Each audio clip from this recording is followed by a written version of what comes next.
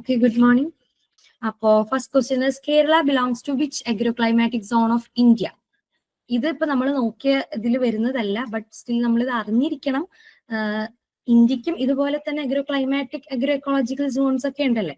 അപ്പൊ നമ്മുടെ കേരളം ഇന്ത്യയുടെ ഏത് അഗ്രോക്ലൈമാറ്റിക് സോണിലാണ് വരുന്നതെന്ന്? C. Yes, it is C. 12th അഗ്രോക്ലൈമാറ്റിക് സോണിൽ ഓഫ് ഇന്ത്യയിലാണ് നമ്മുടെ കേരളത്തിന്റെ പൊസിഷൻ വരുന്നത് കേട്ടോ. അപ്പൊ അത് ഒന്ന് ഓർത്ത് വെക്കാം. അടുത്ത question, agroclimatic zone of Kerala in which cotton is cultivated? Option A semi dry black soils അല്ലെ. ചിറ്റൂരും പാലക്കാടും ഉള്ള നമ്മുടെ ബ്ലാക്ക് കോട്ടൺ സോയിലാണ് ഈ ഒരു പ്രത്യേക സോൺ. ഓക്കെ, ഇനി how many lateritic agroclimatic zones are there in Kerala?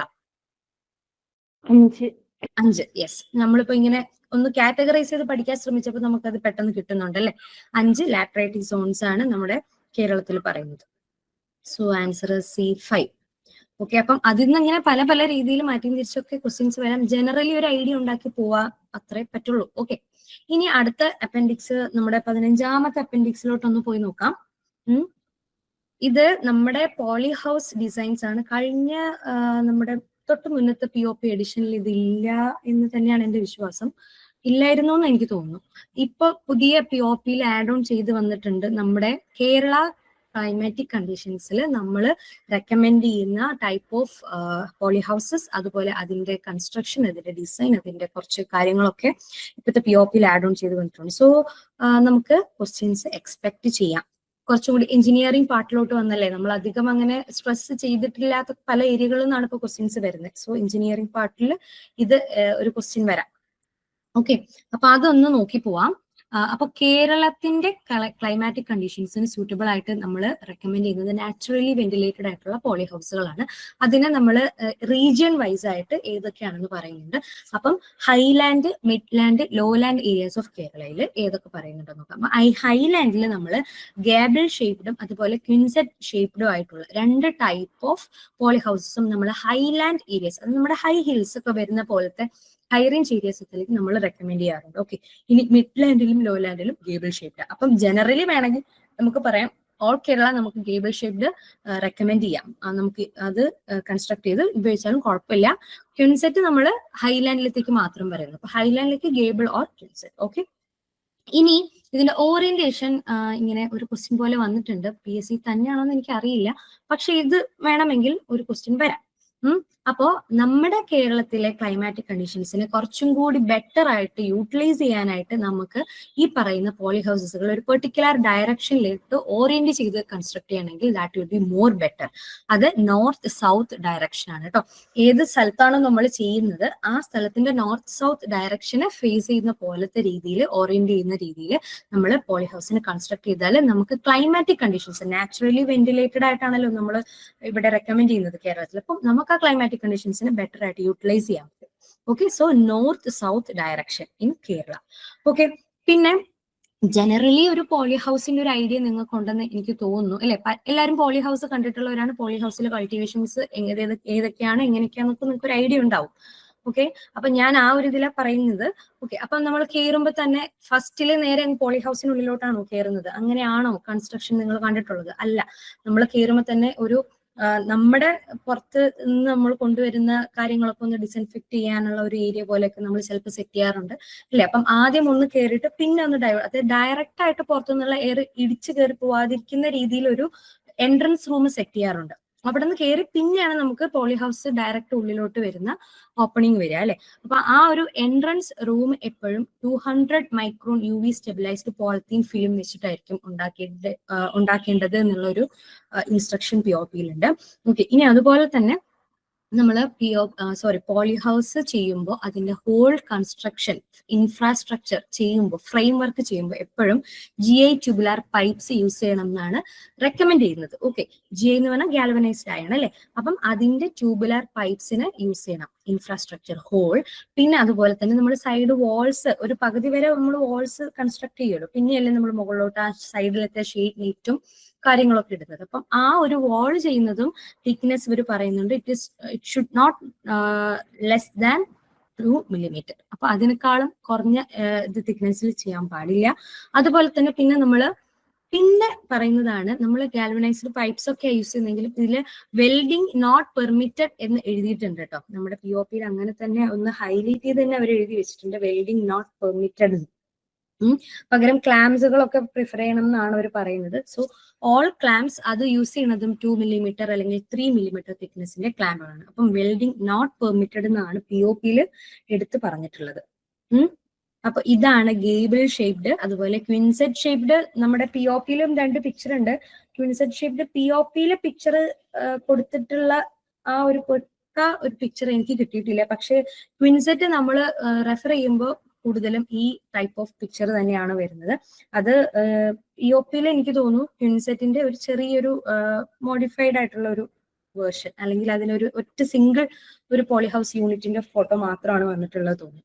ക്വിൻസെറ്റ് ഈ ഒരു ഷേപ്പ്, അതായത് അതിന്റെ ഒരു ആർച്ച് പോലെ വരുന്നില്ലേ, മുകളിൽ ഇങ്ങനെ കുറച്ചൊരു ബെൻഡ് വന്ന് അങ്ങനെ കോൺ പോലെ കൂർത്ത് വന്നിട്ടുള്ള ആ ഒരു ടൈപ്പ് ഓഫ് കൺസ്ട്രക്ഷനെയാണ് നമ്മൾ ക്വിൻസെറ്റ് എന്ന് പറയാം. അപ്പൊ ഗേബിൾ ഷേപ്ഡ് ക്വിൻസെറ്റും ഇത് നിങ്ങൾ കണ്ടിട്ടുണ്ടാവും, നമ്മുടെ കീവിന്റെ തന്നെ കോളേജസിലും ഫാമുകളിലൊക്കെ ഉണ്ട്. ഓക്കെ, ഇനി അടുത്ത സ്പെസിഫിക്കേഷൻ വരുന്നത് നമ്മൾ യൂസ് ചെയ്യുന്ന പോളിഹൗസ് ആണ്. അപ്പം ആ യൂസ് ചെയ്യുന്ന പോളിത്തീൻ ഷീറ്റ് പക്ക ആയിരിക്കണം, എന്നാലല്ലേ നമുക്ക് ആ ഒരു ഗ്രീൻ ഹൗസ് അല്ലെങ്കിൽ പോളിഹൗസിന്റെ ഒരു പെർട്ടിക്കുലർ എഫക്റ്റ് കിട്ടത്തുള്ളൂ. അപ്പം അതിന്റെ സ്പെസിഫിക്കേഷൻസ് ആണ്. അതിൽ യൂസ് ചെയ്യുന്ന ഷീറ്റും UV സ്റ്റെബിലൈസ്ഡ് ആയിട്ടുള്ള 200 മൈക്രോൺ മൾട്ടി ലെയർഡ് ആയിട്ടുള്ള ഷീറ്റ് ആയിരിക്കണം. ആന്റി ഡസ്റ്റ്, പെട്ടെന്ന് പൊടി ഇങ്ങനെ കുന്നുകൂടാൻ പാടില്ല, അങ്ങനത്തെ ക്യാരക്ടറൈസ് ഉള്ളതായിരിക്കണം. അതുപോലെ ഇൻഫ്രാറെഡ് കൂളിംഗ്, അതാണ് നമ്മൾ യൂസ് ചെയ്യുന്ന ആ ഒരു ഒരു ടെക്നോളജി എന്ന് പറയാം. പിന്നെ ഡിഫ്യൂസ്ഡ് ആയിട്ടുള്ള കുറച്ചും കൂടി, അതായത് ഭയങ്കര തിക്നെസ് വരികയാണെങ്കിൽ നമുക്ക് ആ ഒരു ലൈറ്റ് കടന്നു വരില്ല അല്ലെ. അപ്പം ഒരു കുറച്ച് ഡിഫ്യൂസ്ഡ് ആയിരിക്കണം, എന്നാൽ ഒരുപാട് ട്രാൻസ്പെറന്റ് ആവാൻ പാടില്ല. Then anti drip, anti mist, വെള്ളം അങ്ങനെ നനവ് കൂടുതൽ തട്ടി നിൽക്കാൻ പാടില്ലല്ലേ, കുറച്ചും കൂടി മഴത്തുള്ളികളൊക്കെ വീണാൽ തന്നെ കുറച്ച് തെറിച്ച് പോകുന്ന ടൈപ്പ് ഓഫ് മെറ്റീരിയൽ ആയിരിക്കണം. പിന്നെ minimum 85% level of light transmittance, അത് ഞാൻ പറഞ്ഞ ഫുള്ളി ഭയങ്കര കട്ടിയാവാൻ പാടില്ല, പക്ഷെ ഭയങ്കര ട്രാൻസ്പെറന്റ് ആവാൻ പാടില്ല. അപ്പം ആ ഒരു ലെവൽ ഓഫ് ലൈറ്റ് ട്രാൻസ്മിറ്റൻസ് 85% എങ്കിലും മിനിമം ഉണ്ടായിരിക്കണം. അപ്പൊ ഇത്രയാണ് നമ്മൾ പോളിഹൗസിലെ പോളിത്തീൻ ഷീറ്റിന്റെ സ്പെസിഫിക്കേഷൻസ് ആയിട്ട് POP മെൻഷൻ ചെയ്തിട്ടുള്ളത്. പിന്നെ അതുപോലെ തന്നെ ഇതിന്റെ നമ്മുടെ പോളിത്തീൻ ഷീറ്റ്സിന്റെ ഒക്കെ എഡ്ജസ് ഉണ്ടല്ലോ നമ്മൾ വരുന്ന, അതുപോലെ തന്നെ അതിന്റെ പ്ലാസ്റ്റിക് ഫിലിമിന്റെ എഡ്ജസ് ഒക്കെ നമ്മൾ വൂവൻ ഫാബ്രിക് അല്ലെങ്കിൽ ഇൻസെക്ട് നെറ്റ് വെച്ചിട്ട് മാത്രമേ ജോയിൻ ചെയ്യാൻ പാടുള്ളൂ, വൂവൻ ഫാബ്രിക് വെച്ചിട്ട്. പിന്നെ ഷെയ്ഡ് നെറ്റ് നമ്മൾ പറഞ്ഞ സൈഡിൽ നമ്മൾ കൊടുക്കണം ആ നെറ്റ്, ഷെയ്ഡ് നെറ്റ്, അതും UV സ്റ്റെബിലൈസ്ഡ് ആയിരിക്കണം. അതിനും ഒരു ഫുള്ളി ട്രാൻസ്പെറന്റ് ആവാൻ പാടില്ല, മുഴുവൻ തിക്നെസ്സും ആവാൻ പാടില്ല, ഒരു 35% ഷെയ്ഡ് ഉള്ളതായിരിക്കണം. അതുപോലെ നമുക്ക് ഏത് കളർ വേണമെങ്കിലും യൂസ് ചെയ്യാം, red or black or white colour ഒക്കെ യൂസ് ചെയ്യാം. Monofilament type of shade net ആയിരിക്കണം, ഡിഫ്യൂസിങ് നെറ്റ് ആയിരിക്കണം. പിന്നെ നമ്മുടെ ഗട്ടർ ഹൈറ്റ്, നമ്മുടെ ആ പോളിത്തിന്റെ ആ സെന്ററിൽ കൂടി വരുന്ന ആ മെയിൻ ഹൈറ്റ് ഉണ്ടല്ലോ, ആ ഗട്ടർ ഹൈറ്റ്, അപ്പം ആ ഒരു ഹൈറ്റിന് ഹൊറിസോണ്ടലി ആയിട്ടായിരിക്കണം നമ്മളിത് പ്രൊവൈഡ് ചെയ്യുന്നത് ഷീറ്റ് നെറ്റ്. ഓക്കെ, ഇനി ഇൻസെക്ട് നെറ്റ്, അത് ആ പേരിൽ തന്നെയുണ്ട് എന്താണ് ഇൻസെക്ട് നെറ്റ്. നിങ്ങൾ ഈ കാര്യങ്ങളൊക്കെ എന്താണ് ഓരോന്നിന്റെ പർപ്പസ് എന്നുള്ളത് നിങ്ങൾ എഞ്ചിനീയറിംഗിൽ പഠിച്ചിട്ടുള്ളതാണ്. ഓക്കെ, അപ്പം അതുകൊണ്ടാണ് ഞാൻ പറയാത്തത് എടുത്ത് ഇതിന്റെ സ്പെസിഫിക് ആയിട്ടുള്ള കാര്യങ്ങൾ മാത്രം പറഞ്ഞുവിടും. ഓക്കെ, അപ്പൊ ഇൻസെക്ട് നെറ്റ് എന്തിനാ യൂസ് ചെയ്യുന്നതെന്ന് അറിയാം അല്ലെ. നമ്മൾ ഈ ചെറിയ ചെറിയ വെന്റിലേഷൻസ്, ബാക്കി നാച്ചുറലി വെന്റിലേറ്റഡ് ആണ്, അപ്പൊ വെന്റിലേഷൻസ് കൊടുക്കും, ചെറിയ ചെറിയ ഓപ്പണിങ്സ് വരും, നമ്മള് പിന്നെ ഡോറ് വരുന്ന സ്ഥലങ്ങൾ. അപ്പം ഇങ്ങനെയൊക്കെ വരുന്ന സമയത്ത് ഒറ്റ ഒരു ഇൻസെക്ട് പോപ്പുലേഷൻ ഉള്ളിൽ കയറി കൂടിയാൽ തന്നെ പോളിഹൗസ് എന്ന് പറഞ്ഞാൽ പിന്നെ അവർക്ക് കിട്ടുന്ന ഏറ്റവും സേഫസ്റ്റ് ആയിട്ടുള്ള, ഏറ്റവും കൂളസ്റ്റ് ആയിട്ടുള്ള, ഏറ്റവും നല്ലൊരു ക്ലൈമാറ്റിക് കണ്ടീഷൻ ആണ് ഇപ്പോൾ എല്ലാ പോളിഹൗസും പാത്തജൻസിനും അതുപോലെ പെസ്റ്റിനും പ്രൊവൈഡ് ചെയ്യുന്നത്. ഇൻ കേസ് ഏതെങ്കിലും ഒരു പാത്തജന്റെ ഇനോക്കുലം അല്ലെങ്കിൽ ഒരു പെസ്റ്റിന്റെ വളരെ കുറച്ച് നമ്പർ ഓഫ് പെസ്റ്റ് എങ്ങാനും അതിനുള്ളിൽ കയറി കഴിഞ്ഞാൽ അവർ ഭയങ്കര പുറത്തുള്ള നാച്ചുറൽ ആയിട്ടുള്ള ഒരു ഫീൽഡ് കണ്ടീഷനെക്കാളും ഭയങ്കര വാസ്റ്റ് ആയിട്ടായിരിക്കും അവര് മൾട്ടിപ്ലൈ ചെയ്യുന്നത്, സ്പ്രെഡ് ചെയ്യുന്നത്, ഭയങ്കര ലോസ് ആയിരിക്കും നമുക്ക് സംഭവിക്കുക. സോ പോളിഹൗസിൽ നമുക്ക് നല്ല രീതിയിൽ ഈൽഡ് കിട്ടും എന്നതിന്റെ വേറൊരു സൈഡും കൂടിയാണ്. അവിടെ ഇൻസെക്റ്റോ പാത്തജനോ കയറാതെ നമ്മൾ അത്രയധികം കെയർ എടുത്താൽ മാത്രമേ നമുക്ക് ഈ പറയുന്ന ഈൽഡ് കിട്ടും. ഇൻ കേസ് കയറിപ്പോയാൽ നമ്മൾ ഫീൽഡിൽ നമുക്ക് ജനറലി ഒരു ഇൻഫെസ്റ്റേഷൻ വന്നിട്ട് കിട്ടുന്ന അത്ര ഈൽഡ് പോലും പോളിഹൗസിൽ കിട്ടില്ല. അപ്പൊ അത് ഭയങ്കരമായിട്ട് ശ്രദ്ധിക്കേണ്ട ഒരു കാര്യമാണ്. അപ്പൊ അതിലൊരു ഇമ്പോർട്ടന്റ് ആയിട്ടുള്ള ഒരു ഭാഗമാണ് ഇൻസെക്ട് നെറ്റുകൾ കൊടുക്കുക എന്നുള്ളത്. അപ്പൊ ഇൻസെക്റ്റിന്റെ യാതൊരുവിധ രീതിയിലുള്ള എന്താണ് ഇൻട്രൊഡക്ഷനും ഇതിലേക്ക് വരാതിരിക്കാൻ നെറ്റുകൾ നമ്മൾ കൊടുക്കുന്നു. വൈറ്റ് കളേർഡ് ആണ്. 40 ആണ് മെഷ് സൈസ് പറയുന്നത് കേട്ടോ. അപ്പം നെറ്റിന്റെ സൈസ് 40 മെഷ് സൈസ് ആണ് പറയുന്നത്. 105 തിക് GDM എന്ന GD അല്ല, സോറി, ഇത് GSM ആണ് കേട്ടോ. GSM എന്ന് പറയുന്ന ഒരു യൂണിറ്റിൽ വരുന്ന തിക്ക് ആയിട്ടുള്ള നൈലോൺ യൂസ് ചെയ്യണം. UV സ്റ്റെബിലൈസ്ഡ് ആയിരിക്കണം. എവിടേക്കാണ് നമ്മൾ കൊടുക്കുന്നത്? സൈഡിലും റൂഫിലും വരുന്ന വെന്റിലേറ്റേഴ്സ്, നാച്ചുറലി വെന്റിലേറ്റഡ്. അപ്പൊ ആ വെന്റിലേഷന്റെ ഭാഗങ്ങൾ നമ്മൾ ഇൻസെക്ട് നെറ്റ് പ്രോപ്പർ ആയിട്ട് കൊടുത്തിട്ടുണ്ടായിരിക്കും. ക്ലിയർ? ഇനി സൈഡിലത്തെ രീതിയിൽ, സൈഡിൽ നമ്മൾ കവർ ചെയ്യാനായിട്ട് കൊടുക്കുന്ന സൈഡ് ഏപ്രൺ, അതും ഒരു UV സ്റ്റെബിലൈസ്ഡ് ആയിട്ടുള്ള ഹൈ ഡെൻസിറ്റി പോളി എത്തിലീൻ ആയിട്ടുള്ള ഒരു വുവൺ ഫാബ്രിക് ആയിരിക്കണം. അതിനും ഈ പറയുന്ന 150 GSM എന്ന് പറയുന്ന ഒരു യൂണിറ്റിന്റെ തിക്നെസിന്റെ യൂണിറ്റ് പറയുന്നുണ്ട്. പിന്നെ നമ്മളൊരു 30 to 40 സെന്റിമീറ്റർ ആൻഡ് എബോ ഹൈറ്റിലാണ് നമ്മൾ ഈ സൈഡിൽ കൊടുക്കുന്ന നെറ്റ് സാധാരണ ഇൻസ്റ്റാൾ ചെയ്യുന്നത്. അപ്പോ അതിന് മെയിൻലി സൈഡിൽ നിന്നൊക്കെ ഒരു അനിമൽ അറ്റാക്ക്, വൈൽഡ് അനിമൽസോ അല്ലാതെ നമ്മുടെ ഡൊമസ്റ്റിക് ആയിട്ടുള്ള എന്തെങ്കിലുമൊക്കെ അനിമൽസ് അറ്റാക്ക് വരും എന്നുള്ളൊരു ഇതുണ്ടെങ്കിൽ നമ്മൾ എപ്പോഴും ഒരു തിക്ക് ആയിട്ടുള്ള ഒരു ബ്രിക്ക് വാളിന്റെ പുറത്തായിട്ടാണ് നമ്മൾ അതിനെ സൈഡിലെ ഏപ്രൺ, സൈഡിലെ നെറ്റിനെ ഇൻസ്റ്റാൾ ചെയ്യുന്നത്. ഓക്കെ. പിന്നെ നമ്മൾ അതിനെ ഒരു വാട്ടർ പ്രൂഫ്ഡ് ആയിട്ടുള്ള സിമെന്റ് വെച്ചിട്ട് വേണം നമ്മൾ അതിനെ പ്ലാസ്റ്റർ ചെയ്ത് ഈ വാളുമായിട്ട് കൊടുക്കാൻ 1:6 റേഷ്യോയിൽ. ഓക്കെ. അപ്പൊ അങ്ങനെയൊക്കെ കുറച്ച് കാര്യങ്ങൾ POP പറയുന്നുണ്ട്. ഇനി ഗട്ടർ പൈപ്പ്, ഞാൻ പറഞ്ഞു ഫുള്ളി ഗാൽവനൈസ്ഡ് ആയിട്ടുള്ള ഗാൽവനൈസ്ഡ് അയന്റെ പൈപ്പ്സ് ആണ് നമ്മൾ ഫുൾ ഇൻഫ്രാസ്ട്രക്ചറിൽ യൂസ് ചെയ്യേണ്ടിരുന്നത്. അപ്പം ഗട്ടർ മെയിൻ ആയിട്ട് ഏറ്റവും ഹയസ്റ്റ് ഏരിയയിൽ വരുന്ന ആ ഗട്ടർ പൈപ്പ് എപ്പോഴും 1.4 millimeter തിക്നെസ് ആയിട്ടുള്ള ഗാൽവനൈസ്ഡ് അയൺ ഷീറ്റ്സ് ആയിരിക്കണം. 100% ലീക്കേജ് പ്രൂഫ് ആയിരിക്കണം. എങ്ങാനും ലീക്ക് ഉണ്ടെന്ന് ആലോചിച്ച് നോക്കിയാൽ പോളി ഹൗസിന്റെ അവസ്ഥ എന്താന്ന്, നമ്മളെ പർപ്പസ് തന്നെ പോയി ഇല്ലേ. അപ്പൊ 100% ലീക്കേജ് പ്രൂഫ് ആയിട്ടുള്ള പൈപ്പ്സും ഷീറ്റ്സുകളൊക്കെ ആയിരിക്കണം നമ്മൾ യൂസ് ചെയ്യേണ്ടത്. ഇനി ഇതിന് 2 സ്ലോപ്പിന്റെ കാര്യങ്ങൾ ഇവിടെ പറയുന്നുണ്ട്. നമ്മൾ ഈ പോളി ഹൗസിൽ കൺസ്ട്രക്ഷന്റെ കാര്യത്തിൽ 2 സ്ലോപ്പുകൾ മെൻഷൻ ചെയ്യുന്നുണ്ട്. ഒന്ന് ഗട്ടർ സ്ലോപ്പ് 2%, അതുപോലെ ലോഞ്ചിറ്റ്യൂണൽ സ്ലോപ്പ് <2%. അപ്പൊ ഈ രണ്ട് സ്ലോപ്പുകൾ ഒന്ന് ഓർത്ത് വെക്കുക പോളി ഹൗസിന്റെ സ്പെസിഫിക്കേഷൻസിൽ. ഓക്കെ. ഇനി നമ്മൾ സൈഡിലോട്ട് എക്സ്റ്റെൻഡ് ചെയ്തിട്ട് നമ്മൾ വീടിനും അല്ലെങ്കിൽ ഒരു കൺസ്ട്രക്ഷൻ കൊടുക്കുമ്പോൾ നമ്മൾ സൈഡിലോട്ട് എക്സ്റ്റെൻഡ് ചെയ്ത് വെള്ളം പുറത്തേക്ക് തള്ളിപ്പോവാനായിട്ട് റെയിൻ ഗോഡ് കൊടുക്കും അല്ലെ, റൂഫിന് കുറച്ചും കൂടി എക്സ്റ്റെൻഡ് ചെയ്ത് കൊടുക്കും. അത് ഒരു 40 to 60 സെന്റിമീറ്റർ എക്സ്റ്റൻഷൻ കൊടുക്കുക സൈഡിലേക്ക്. ഇനി ഇതിനുള്ളിൽ നമുക്കറിയാം പോളി ഹൗസിൽ നമ്മുടെ ഉള്ളിലെ കണ്ടീഷൻസ് നമ്മൾ മാക്സിമം കൺട്രോൾഡ് ആയിട്ടുള്ള രീതിയിലായിരിക്കും കൊണ്ടുപോകുന്നത് അല്ലെ. അപ്പം ഉള്ളിലെ ക്ലൈമറ്റിന് നമ്മൾ കൺട്രോൾ ചെയ്ത് പോകുന്നുണ്ട്. അപ്പോൾ 3 ഏരിയയിലത്തേക്കും നമ്മൾ പല പല ടൈപ്പ് ആയിട്ടുള്ള പോളി ഹൗസ് റെക്കമെൻഡ് ചെയ്ത് 3 ഗേബിൾ ഷേപ്ഡ് ഒക്കെയാണ്. ഹൈലാൻഡിൽ ഗേബിളും അല്ലെങ്കിൽ പിൻസെറ്റും ഒക്കെയാണ് അല്ലെ. അപ്പം ഹൈലാൻഡ് ഏരിയസിലാണെങ്കിൽ നമ്മൾ ഫോഗേഴ്സ്, അതായത് ഒരു ആർട്ടിഫിഷ്യലി ഒരു ഹ്യൂമിഡിറ്റി, ഒരു കൂൾനെസ് ഒക്കെ കൊടുക്കാൻ ഫോഗേഴ്സ്, മിസ്റ്റേഴ്സ് ഒക്കെ യൂസ് ചെയ്യും. നിങ്ങൾ പോളി ഹൗസ് വർക്കിംഗ് ചെയ്യുന്ന കണ്ടിട്ടുള്ളവർക്ക് അറിയാം. അപ്പം ആ ഒരു ഫോഗസിന്റെ ആവശ്യം നമുക്ക് ഹൈലാൻഡിൽ ആവശ്യമില്ല. കാര്യം ഓൾറെഡി ഒരു കൂൾ ആയിട്ടുള്ള ഒരു കണ്ടീഷനാണ് നമുക്ക് അവിടെ ഓൾറെഡി ഉള്ളത്. സോ ഹൈലാൻഡിൽ നമ്മൾ പോളി ഹൗസിന് കൺസ്ട്രക്ട് ചെയ്യുമ്പോഴത്തേക്കും നമ്മളവിടെ ഫോഗേഴ്സിനെ അവോയ്ഡ് ചെയ്യാണ് ചെയ്യുന്നത്. ഓക്കെ, ഫോഗേഴ്സ് പറയുന്നില്ല. ഇനി മിഡ്ലാൻഡ് അല്ലെങ്കിൽ ലോലാൻഡ്, നമ്മുടെയൊക്കെ പോലത്തെ, അതായത് ഒരു സൗത്ത് താഴേക്ക് അല്ലെങ്കിൽ സെൻട്രൽ പാർട്ടൊക്കെ അത്യാവശ്യം ചൂടുള്ള സ്ഥലങ്ങളാണ്. അപ്പം അങ്ങോട്ടൊക്കെ വരുന്ന സമയത്ത് നമ്മൾ ഫോഗേഴ്സിനെ പറയാറുണ്ട്. ഫോഗേഴ്സും കൂടി ചേർത്തിട്ട് കൺസ്ട്രക്ഷൻ ചെയ്യണം എന്ന് പറയുമ്പോൾ 4-way ഫോഗേഴ്സ് യൂസ് ചെയ്യുന്നുണ്ട്. അത് വളരെ ആവശ്യമുള്ള കണ്ടീഷനിൽ മാത്രമേ നമ്മൾ യൂസ്. എപ്പോഴും കൊടുത്താൽ ഭയങ്കരമായിട്ടുള്ള ഹ്യൂമിഡിറ്റി ഉള്ളിൽ ഇതാവും അല്ലെ, ബിൽഡപ്പ് ചെയ്യും. അപ്പൊ അത്ര ഹ്യൂമിഡിറ്റി ആവശ്യമില്ല. കൺട്രോൾഡ് ആയിട്ടുള്ള വേണ്ട സമയങ്ങളിൽ മാത്രമാണ് ഈ ഫോഗേഴ്സ് നമ്മൾ കൊടുക്കുക. അതും പറയുന്ന സ്പെസിഫൈ ചെയ്ത് POP ടൈമിങ് പറയുന്നുണ്ട്. It should not operate before 10:30 AM and after 3 PM. ഈ സമയങ്ങളിൽ മുന്നേ, അതായത് 10:30 മുന്നേയും ആഫ്റ്റർ ഒരു 3 വരുമ്പോൾ തന്നെ നമുക്ക് ചൂടൊന്ന് കുറഞ്ഞു, കുറച്ചൊക്കെ ഒരു, ഇപ്പൊ മോർണിംഗ് ടൈമിലൊക്കെ ആണെങ്കിൽ ഒരു നാച്ചുറലി നമുക്ക് അറ്റ്മോസ്ഫിയറിൽ ഒരു ചെറിയൊരു മിസ്റ്റ്, ഒരു ഫോഗ്, കൂൾ ഒരു ഇതുണ്ടാവും അല്ലെ. അപ്പൊ ആ ടൈമിങ്ങിലൊന്നും നമ്മൾ പറയില്ല. അപ്പൊ should not operate before 10:30 and after 3 PM. ഇനി അതുപോലെ തന്നെ ഭയങ്കര ഒറ്റ സ്ട്രെച്ചിലിട്ട് യൂസ് ചെയ്യാൻ പാടില്ല. At a stretch 30 seconds use ചെയ്യാവുള്ളൂ എന്നാണ് POP പറഞ്ഞിട്ടുള്ളത്. ഓക്കെ, അപ്പം ഫോഗേഴ്സ് കൺട്രോൾഡ് ആയിട്ടുള്ള സിസ്റ്റം ഇങ്ങനെയാണ് ഒന്ന് റെക്കമെൻഡ് ചെയ്യുന്നതെന്ന് ഓർക്കുക POP. ഇനി ഇതിനുള്ളിൽ നമ്മൾ എല്ലാം കൺട്രോൾഡ് ആയിട്ടാണ് കൊടുക്കുന്നില്ല. അപ്പം ഇറിഗേഷനും കൺട്രോൾഡ് ആയിട്ടെന്ന് അറിയാം. നമ്മൾ പോളി ഹൗസിൽ എപ്പോഴും ഡ്രിപ്പ് ഇറിഗേഷൻ ആണ് സജസ്റ്റ് ചെയ്യുന്നത് അല്ലെ, ഡ്രിപ്പ് ഇറിഗേഷൻ സിസ്റ്റം. അപ്പൊ ഡ്രിപ്പ് ഇറിഗേഷൻ നമ്മൾ കൊടുക്കുന്നത് നമ്മൾ യൂസ് ചെയ്യുന്ന ക്രോപ്പിന്റെ, നമ്മൾ പ്രിപ്പയർ ചെയ്യുന്ന ബെഡ്, ബെഡുകളുടെ സ്പേസിങ്, അതുപോലെ നമ്മുടെ നടുന്ന ക്രോപ്പുകളുടെ ഇൻ ബിറ്റ്വീൻ ഉള്ള സ്പേസിങ് ഒക്കെ നോക്കിയിട്ട് നമ്മൾ ഡ്രിപ്പ് ഇറിഗേഷൻ സിസ്റ്റംസ് സെറ്റ് ചെയ്യും. അപ്പോൾ യൂഷ്വലി നമ്മൾ 2 റോ ആയിട്ടാണ് ജനറലി സെറ്റ് ചെയ്യുന്നത്.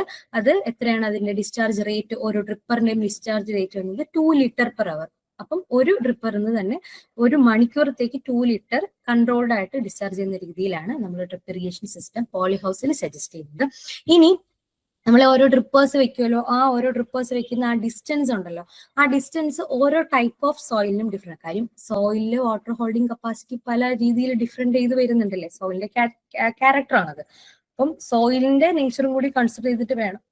അതായത് നമ്മൾ എല്ലായിടത്തും ഒരേപോലത്തെ ഒരു സ്പേസിംഗ് കൊടുക്കുന്നെങ്കിൽ ഓരോ സോയിലും വളരെ ഡിഫറെന്റ് ആയിട്ടുള്ള ടൈമിങ്ങിലാണ് വാട്ടറിനെ ഹോൾഡ് ചെയ്ത് പിടിക്കുന്നത്. അപ്പം സോയിലും കൂടി വാട്ടർ നന്നായിട്ട് ഹോൾഡ് ചെയ്ത് പിടിച്ച ആ സമയം കിട്ടിയാലല്ലേ പ്ലാന്റിന് അത് അത്രയും എഫക്റ്റീവ് ആയിട്ട് കിട്ടത്തുള്ളൂ, വെള്ളം കിട്ടത്തുള്ളൂ. അപ്പം അതനുസരിച്ച് ഡ്രിപ്പർ സെറ്റ് ചെയ്യുന്നതിന്റെ സ്പേസിംഗ് ഡിഫറൻസ് ഉണ്ട് കേട്ടോ പോളി ഹൗസിനുള്ളിൽ. അപ്പൊ സാൻഡി സോയിലിന് 30 സെന്റിമീറ്റർ, ലോമിക്ക് 40, ക്ലേയ്ക്ക് 50 സെന്റി. അത് നിങ്ങൾക്ക് ആ ഗ്രഡേഷൻ നോക്കുമ്പോൾ അറിയാം, സാൻഡിയിൽ പെട്ടെന്ന് വെള്ളം വാർന്നു പോകും. അപ്പൊ കുറച്ചും കൂടി അടുത്തടുത്തായിട്ട് ഡ്രിപ്പേഴ്സ് കൊടുക്കും. ലോമിക്ക് എത്ര വേണ്ട, സോ 40. ക്ലേയ്ക്ക് ആണെങ്കിൽ വെള്ളം കൂടുതൽ നേരം നിൽക്കും. അപ്പൊ അതുകൊണ്ട് 50 സെന്റിമീറ്റർ ഇടവിട്ട് ഡ്രിപ്പേഴ്സ് കൊടുത്താൽ മതി. ഇനി നമ്മള് ഇപ്പൊ പല പോളി ഹൗസസിലും സോയിൽലെസ് മീഡിയാസിലൊക്കെ അല്ലെ, പല സോയിൽലെസ് മീഡിയാസിലൊക്കെ ആയിട്ട് പിന്നെ നമ്മുടെ ഹൈഡ്രോപോണിക്സ് അല്ലെങ്കിൽ വേറെ പല രീതിയിലുള്ള മെത്തേഡ് ഓഫ് കൾട്ടിവേഷൻസ് പോളി ഹൗസിനുള്ളിൽ പ്രാക്ടീസ് ചെയ്യണം. അപ്പൊ സോയിൽലെസ് ആയിട്ടുള്ള മീഡിയയിലാണ് നമ്മൾ ഡ്രിപ്പ് ഇറിഗേഷൻ കൊടുക്കുന്നതെങ്കിൽ 20 സെന്റിമീറ്റർ ഇൻ ബിറ്റ്വീൻ ആയിട്ട് നമ്മൾ ഡ്രിപ്പേഴ്സ് സെറ്റ് ചെയ്യണം. ഇത് ഇങ്ങനെ തന്നെ POP പറഞ്ഞിട്ടുണ്ട് കേട്ടോ. അപ്പൊ ഇതൊന്ന് ഓർത്ത് വെക്കുക. 30, 40, 50 അത് സോയിലിന്റെ വാട്ടർ ഹോൾഡിംഗ് കപ്പാസിറ്റിന്റെ ആ റേഞ്ച് അനുസരിച്ച് മാറും. സോയിൽലെസ് മീഡിയയിലാണെങ്കിൽ 20.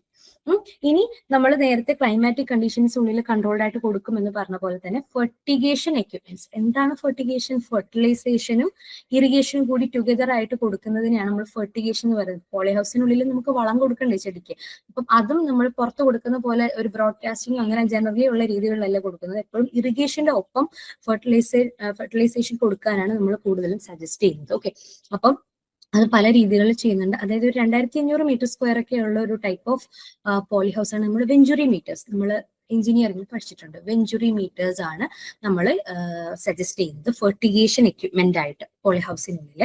ഇനി ഒരു വലിയൊരു ഏരിയ ഉള്ള, വളരെ വലിയൊരു ഏരിയ ഉള്ള ഒരു പോളി ഹൗസ് ആണെങ്കിൽ നമ്മൾ ഫെർട്ടിലൈസർ ടാങ്കുകൾ, അത് വലിയ ഫെർട്ടിലൈസർ ടാങ്കുകൾ നമ്മൾ ഉണ്ടാക്കിയിട്ട് അതിലേക്ക് ഇറിഗേഷൻ വാട്ടറുമായിട്ട് മിക്സ് ചെയ്തിട്ട് അതുവഴി നമ്മൾ കൊടുക്കും, ഇറിഗേഷനിൽ കൂടെ കൊടുക്കും, വലിയ ഫെർട്ടിലൈസർ ടാങ്കുകൾ സെറ്റ് ചെയ്തിട്ട്.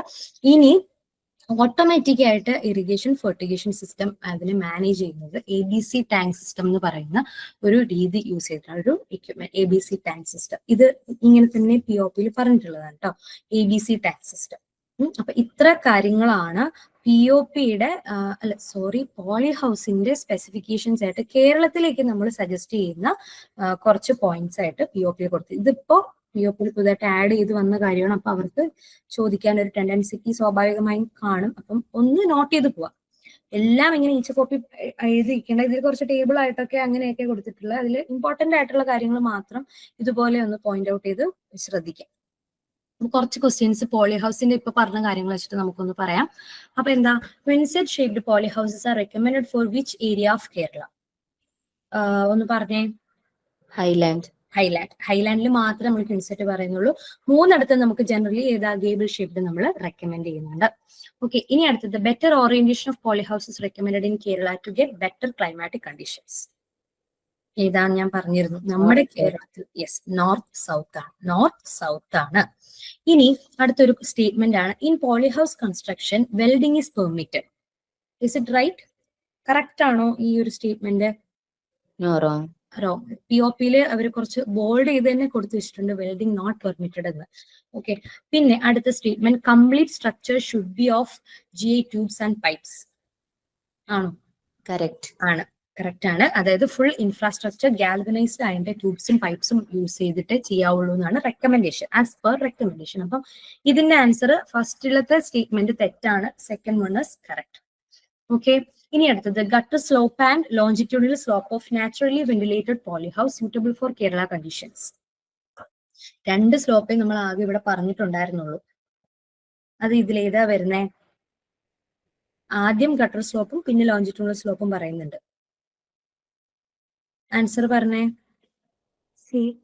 C gutter slope 2%, longitudinal slope less than 2% ആണ് നമ്മുടെ കേരള പോളി ഹൗസസിലേക്ക് റെക്കമെൻഡ് ചെയ്യുന്നത്. 2% ആൻഡ് ലെസ് ദാൻ 2%. ഓക്കെ. ഇനി അടുത്ത ഒരു statement, never operate 4-way foggers before 10:30 AM and after 3 PM in a naturally ventilated poly house. അത് correct ആണല്ലേ? നമ്മൾ പറഞ്ഞായിരുന്നു അതിന് മുന്നേയും അതിനുശേഷം ചെറിയ രീതിയിൽ അറ്റ്മോസ്ഫിയറിൽ തന്നെ ഒരു തണുപ്പ് അല്ലെങ്കിൽ ഒരു മിസ്റ്റ് ഒക്കെ നമുക്ക് കിട്ടാറുണ്ട്. അപ്പം അതിനു മുന്നേ ആഫ്റ്റർ 3 PM നമ്മൾ യൂഷ്വലി ഫോഗേഴ്സിനെ റെക്കമെൻഡ് ചെയ്യാറില്ല. ഇനി foggers are preferable for all land areas of Kerala including high, mid and low lands. അത് കറക്റ്റ് ആണോ? അതൊന്ന് പറഞ്ഞേ. കറക്റ്റ് അല്ല. യെസ്, നമ്മൾ എടുത്ത് പറഞ്ഞിരുന്നു ഹൈ ലാൻഡിൽ നമ്മൾ പോളി ഹൗസ് കൊടുക്കണമെങ്കിൽ അവിടെ വിൽ അവോയ്ഡ് ദ ഫോഗേഴ്സ് അല്ലേ. നമുക്ക് അവിടെ വേണ്ട, ഓൾറെഡി ഒരു കൂൾ ആയിട്ടുള്ള മിസ്റ്റി ഫോഗ് കണ്ടീഷൻ അവിടെ ഉണ്ട്. സോ ഹൈ ലാൻഡ് ഏരിയസിലെ പോളി ഹൗസിൽ നമ്മൾ കൊടുക്കില്ല. മിഡിലും ലോയിലും ഇത് കറക്റ്റ് ആണ്. അപ്പം ഹൈയിലില്ല, മിഡും ലോയിലും ആണ് ഫോഗേഴ്സ് കൊടുക്കുക. അപ്പൊ ഇതിലും ഫസ്റ്റ് സ്റ്റേറ്റ്മെന്റ് കറക്റ്റ് ആണ്, സെക്കൻഡ് സ്റ്റേറ്റ്മെന്റ് ഇൻകറക്റ്റ് ആണ്. ഇനി വീണ്ടും ഒരു സ്റ്റേറ്റ്മെന്റ് തന്നെയാണ്. First one, spacing between drippers of a drip irrigation system in a poly houses 30, 40, 50 and 20 centimetre for sandy, loamy, clayey and soilless media respectively. അത് correct ആണല്ലേ? നമ്മൾ എടുത്തെടുത്ത് പറഞ്ഞിരുന്നു സോയിലിന്റെ വാട്ടർ ഹോൾഡിംഗ് കപ്പാസിറ്റിക്ക് അനുസരിച്ച് നിങ്ങൾ ആലോചിച്ചാൽ തന്നെ ഡ്രിപ്പ് എത്ര ഡിസ്റ്റൻസിൽ വെക്കണം എന്നൊരു ഐഡിയ കിട്ടും. അത് കറക്റ്റ് ആണ്. പിന്നെ സോയിലസ് മീഡിയക്ക് 20 സെന്റിമീറ്റർ വരെ പറയുന്നുണ്ട്. ഇനി second statement, venturi is automating the irrigation and fertigation system in a poly house. Is it true or false? Second statement ABC tank അല്ലേ?